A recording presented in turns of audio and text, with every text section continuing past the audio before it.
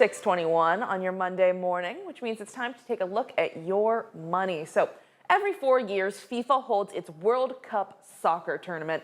This year, for the 2026 World Cup event, teams from 48 countries are determining which nation has the best soccer team in the world. It's from June 11th through July 19th, a total of 104 tournament games being played across 16 cities in 3 North American countries. This includes 11 cities in the United States, 3 cities in Mexico, and 2 in Canada. But just how popular is the World Cup tournament and how much revenue is it expected to generate? The numbers might surprise you.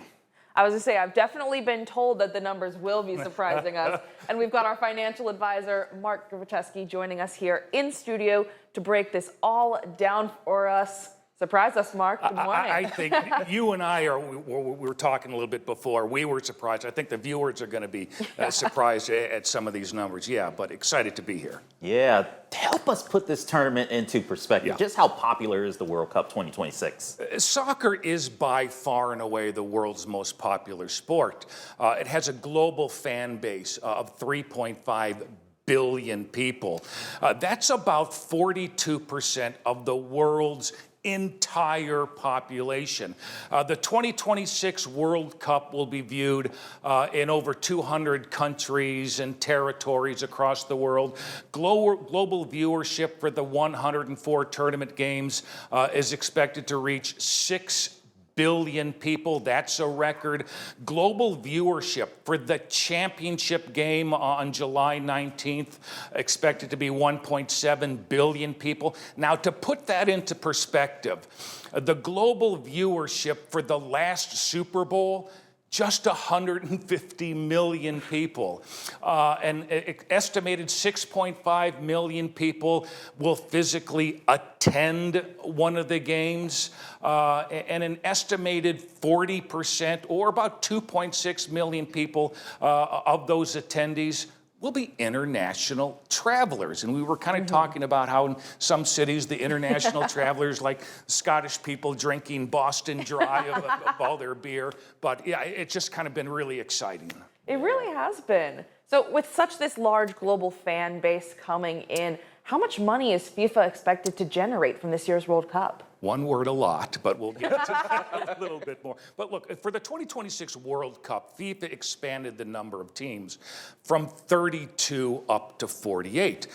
The more teams, the more games, the more revenue that FIFA is expected to generate from broadcast rights, tickets, merchandising, sponsorships, and many other sources of income. For the 2026 World Cup, FIFA is expected to generate a record $8.9 billion in revenue. That's up 53% from FIFA's last World Cup, which was held 4 years ago in 2022. That's wild.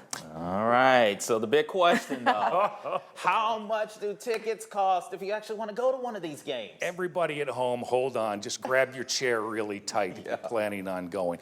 For the 2026 World Cup, FIFA introduced what's called dynamic ticket pricing. Rather than having a fixed ticket price, prices can change over time based on consumer demand for a particular game. So if there's a highly popular team or maybe there's a key matchup, consumer demand can quickly drive those prices much, much higher. Now here we have some average prices for cheap tickets for some of the games, and these tickets are most likely, way up high in the nosebleed section. The average price for a cheap ticket for the Qatar-Switzerland game that was held in San Francisco was $463. You're thinking, okay, maybe not too bad.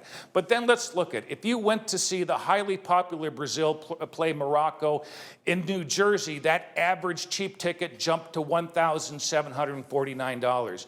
The Mexico versus South Africa game, which was played in Mexico City, look at that. $3,738 for that cheap ticket. Now, for the championship game to be played on July 19th in New Jersey, that average cheap ticket, around $100,000 you can expect to pay. If you want a premium seat for that championship game, those premium seats are going as high as $195,000 per ticket. And Emma and Devin, I know you're interested in these VIP hospitality packages. Oh, yes. Sure. A VIP hospitality package, which includes, by the way, on-field access for the trophy presentation. You can get your photo taken with the trophy. Those are running from anywhere from $1 million to $4 million per person. Just mind-blowing. Well, you know crazy. what? Our Venmos are open if you guys want to send us. They'll set up a GoFundMe page. Yeah, exactly. Consider cheap tickets, right? I was going to say that was the wildest part, not just how crazy the ticket prices are, but the fact that those were the averages of the cheap seats. You're That talking is about wild. the average ticket price. That average price goes much higher. This is literally the average price. We're talking about just to get your foot into the stadium, to get one of those nosebleed seats way up high. So, but look, we talk about that global, passionate 3.5 billion fan base, and hey, it's about consumer demand.